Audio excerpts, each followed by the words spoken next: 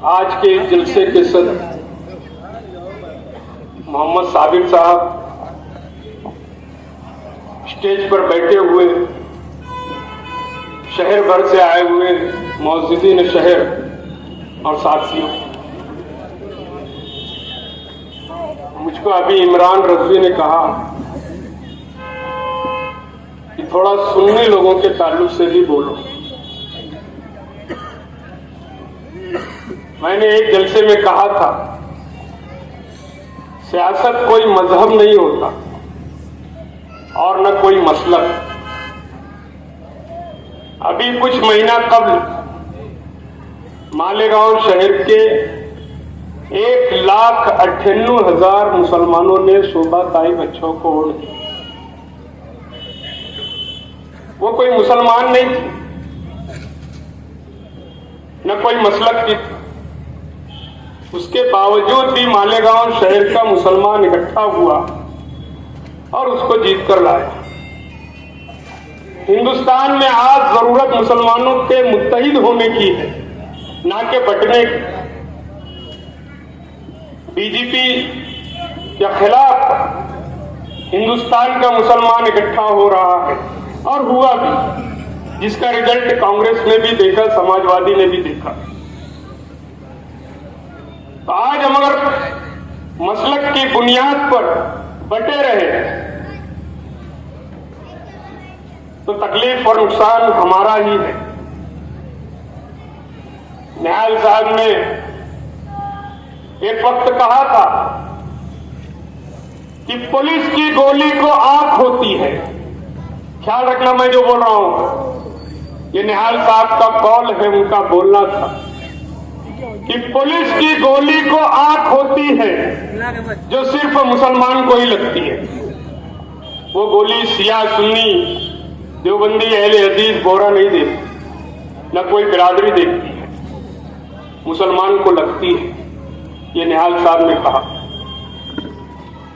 आज जो ये जलसा आखिरी यहां हो रहा है मछली बाजार में, मैं आपको बता दूं कि शेख रशीद साहब और शेख आसिफ के साथ मैं 10 साल चला। कांग्रेस के स्टेज से तकरीर करते हुए मैंने कहा कि मैं कोई कांग्रेसी नहीं हूं, मैं निहाली हूं, और वो भी हलाली। ये मैं अक्सर कहा करता था।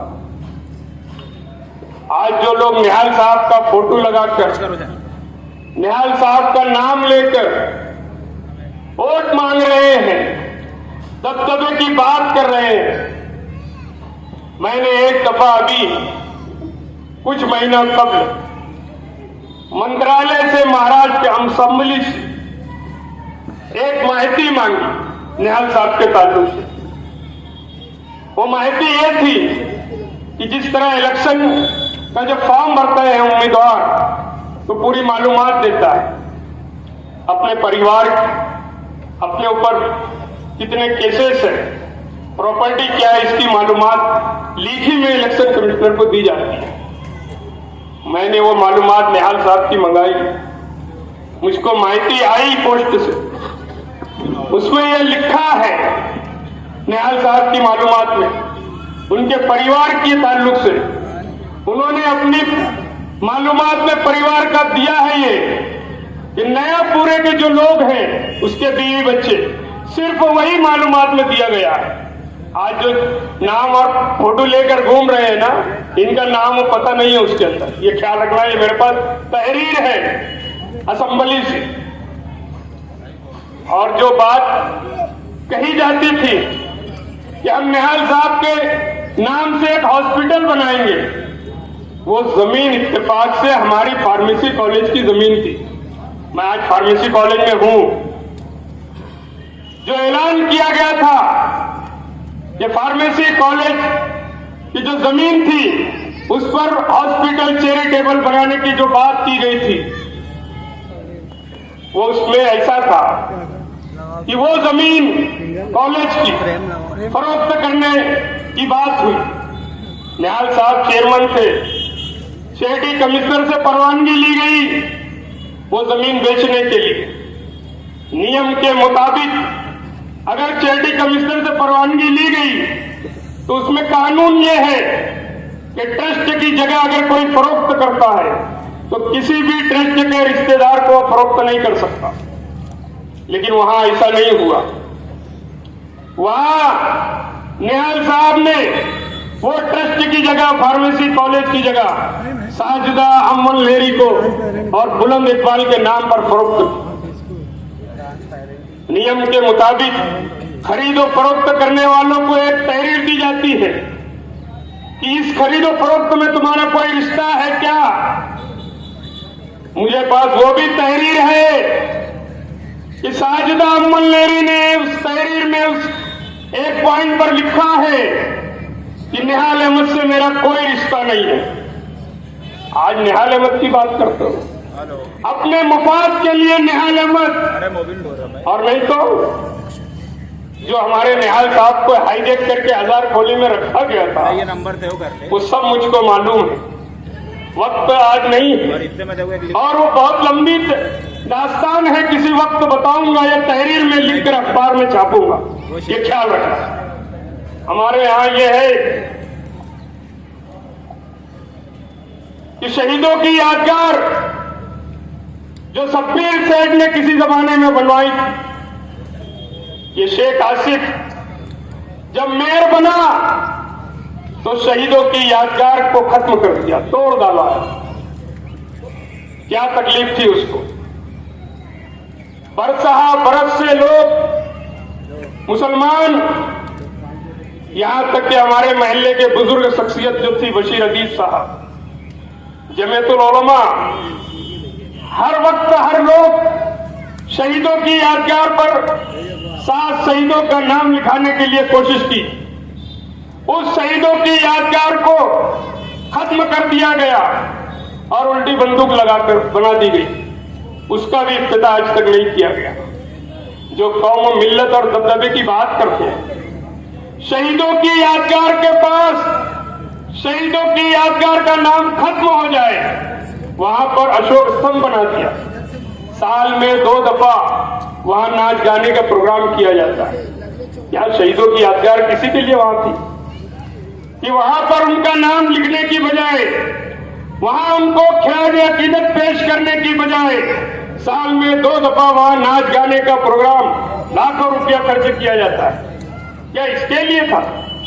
क्या कुर्बानियां इसके लिए दी मुसलमानों ने? मैं जो देख रहा हूं शहीदों की यादगार, मैंने अभी कारपोरेशन कमिश्नर को लिख कर दिया कुछ महीना कब। मैंने जब देखा कि शिवाजी पुतले की डिजाइनकारी की जा रही है 1 करोड़ रुपया खर्च करके, बाबा साहब अम्बेडकर का नया पुतला रेस्ट हाउस में लगाया गया, वहां करोड़ रुपया खर्च हो रहा है। नए जूने बस स्टेशन के सामने जो बाबा साहब का पुतला है वहां लाखों रुपया दिया गया। गांधी जी के पुतले के पास लाखों रुपया खर्च किया गया।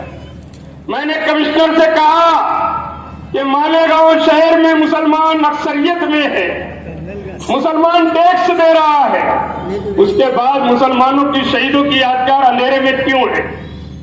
उसकी भी डिजाइनकारी की जाए। मैंने लिख कर दिया है कि वहां 7 मीनार लगाए जाए 7 शहीदों के नाम से। मुस्लिम शनाख्त दिखे इस शहर में, अलग अलग हिस्सों में अलग अलग लोगों के तबके के, अलग अलग धर्म के लोगों की जिस तरह शनाख्त हो रही है इस शहर में, मुसलमानों के भी शनाख्त दिखे और 7 मीनार लगाया जाए। उसका प्रकरण मैं चला रहा हूं, आप दुआ करें उसमें मुझे कामयाबी मिले। मैंने जिस तरह ताजिया घर बनाया, ख्याल रखना, बगैर किसी पार्टी का झंडा लिए, बगैर किसी सियासी लीडर के बगैर मैंने अपने बलबूते पर ताजिया घर बनाया। और उस ताजिया घर के पास एक रोड है, वो रोड के लिए मुफ्ती साहब ने हमको फंड दिया। अहले बैत की मोहब्बत में जो काम हो रहा है ये हम कर रहे हैं, इसमें कोई शक नहीं है कि सुन्नी कहीं पीछे। मुझसे ये कहा गया कि सुन्नी लोगों का काम तुम गिनाते हो, शेख रशीद शेख आसिफ ने कुछ नहीं किया। मैंने बड़े दावे से कहा सुन्नियों का कोई तामीर की काम इन दोनों बाप बेटों ने नहीं किया। इस हिस्से के लोगों को याद होगा जब सदर बल्दिया शेख रशीद साहब थे तो यही आगरा रोड पर नूरी टावर तामीर किया जाने वाला था। कुछ कॉलम खड़े हुए नूरी टावर के नाम पर, आज वो कहां है? वो नूरी टावर, इसका वजूद खत्म कर दिया गया। जब वो नूरी टावर खत्म हुआ तो निहाल साहब ने असली नूरी टावर यहां बना कर दिया। ये बोला जाने लगा कि अहमद अशरफ ईदगाह पर शेख रशीद 2 बार मिले रहे, दादा भुसे को भी वहां लोगों ने बुलाया। आज तक ब्रिज का काम वहां नहीं किया गया। वो जो नदी है अहमद अशरफ ईदगाह के पास, उस नदी पर ब्रिज का काम आज तक नहीं किया गया। शेख आसिफ बोलता है कि मैंने ईदगाहों का वॉल कंपाउंड बनाया, जाकर देखो कल्लू शाह बाबा कुट्टी पर कितना बना है वॉल कंपाउंड, अहमद अशरफ ईदगाह पर जाकर देखो कितना है वॉल कंपाउंड। पैसा निकाल कर खा लिए ये नहीं बताया, बात बोलते हो। मैंने देखा आयशा नगर कब्रिस्तान में जो जनाजा हॉल मेन गेट पर बना हुआ मुफ्ती साहब ने दिया। अली हुसैन अशरफी मियां के नाम से सिलसिला अशरफिया की अजीम हस्ती आला हजरत अली हुसैन अशरफी मियां के नाम से मुफ्ती इस्माइल कासमी ने जनाजा हॉल बनाया। उसी के पीछे, उसी कब्रिस्तान के पीछे भी एक गेट बनवाया गया सैयद अनवार अशरफ साहब के नाम से। वो भी सिलसिला अशरफिया के कासिम बुजुर्ग गुजरे। वहां पर भी एक जनाजा हॉल बना जो शेख आसिफ ने बनवाया। जाकर देख लो दोनों जनाजा हॉल की पोजीशन क्या है। जो जनाजा हॉल पीछे बना उसकी पोजीशन वहां आज तक वजू खाने का इंतजाम नहीं है, छोटा सी बनाया गया खाली नाम के लिए। और एक बात और तारीखी बता दूं मैं कि उस जनाजा हॉल का इफ्तिताह और उस गेट के इफ्तिताह के वक्त जो वहां जलसा हुआ सैयद अमीरुल कादरी साहब का, उस जलसे के बाद जो तनाजा खड़ा किया गया, वे हमारे अपने वीर शहर अजीज के हरदिल अजीज मेले लाखों वीरों की धड़कन मुफ्ती मोहम्मद इस्माइल कासमी साहब की आमद हो रही है। इत्मीनान के साथ रास्ता बनाए स्टेज पर आने के लिए। नारे तकबीर, मुफ्ती साहब आगे बढ़ो।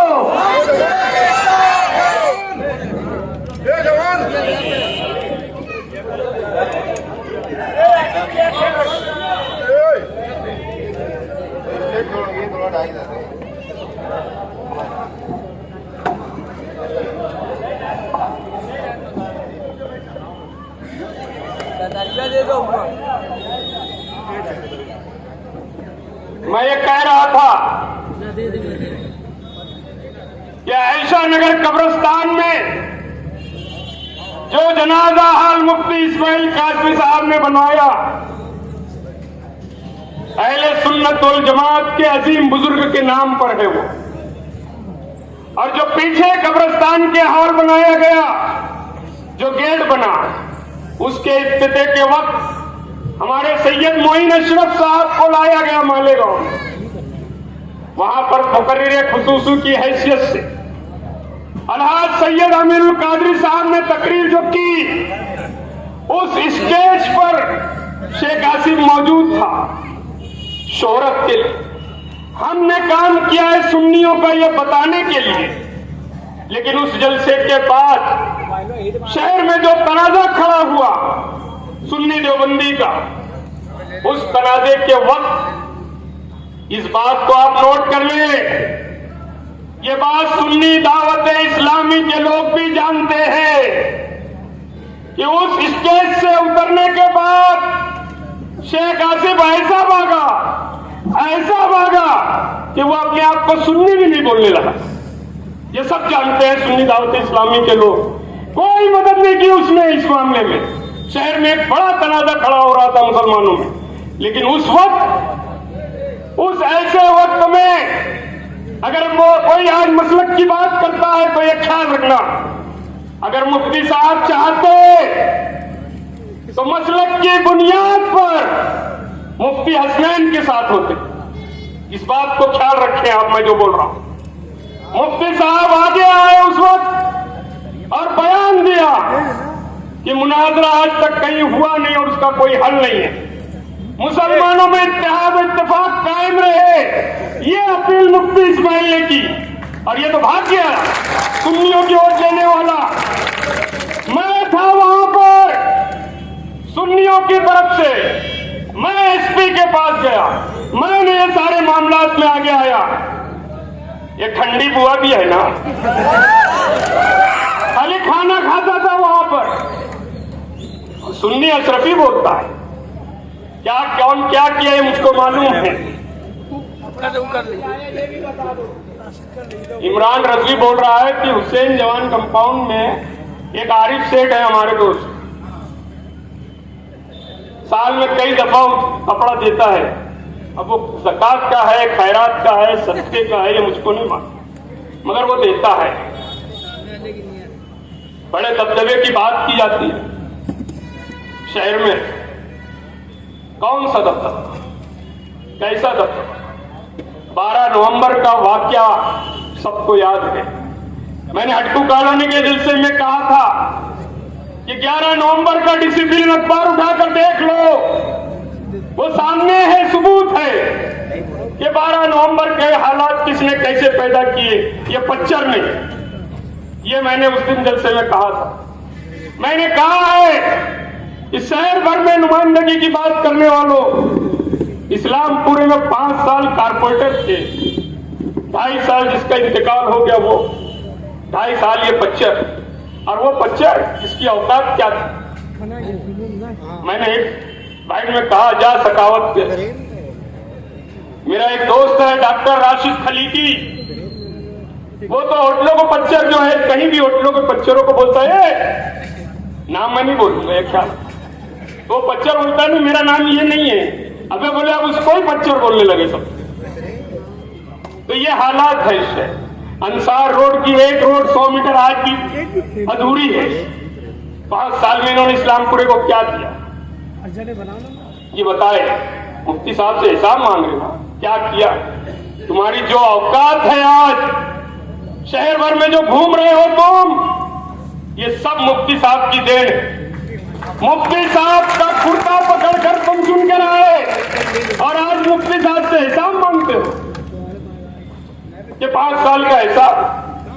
सही बात यह है कि मुफ्ती साहब एक आलिम दीन है, एक मुफ्ती है, एक मजहबी आदमी है। वो सियासी नहीं हो सके आज तक। उन्होंने अपने 499 करोड़ के काम को शहर भर में उस तरह चर्चा नहीं करा सके, नहीं तो आज तुम्हारा मुंह नहीं खुलता कि क्या किया। इतना काम किया है मुफ्ती इस्माइल ने इस शहर में एमएलए फंड से। और मैं आप लोगों से कहना चाहूंगा कि चुनकर दो मुफ्ती इस्माइल को। और ये जो ब्रिज है ना, ख्वाजा मोइनुद्दीन चिश्ती अजमेरी रहमतुल्लाह अलैह के नाम से जो ब्रिज बन रहा है, इसका इफ्तिताह मुफ्ती इस्माइल करेंगे, ये ख्याल रखना। तुम कुछ नहीं कर सके आगरा रोड पर, लेकिन इस ब्रिज का इफ्तिताह मुफ्ती इस्माइल करेंगे इंशाअल्लाह।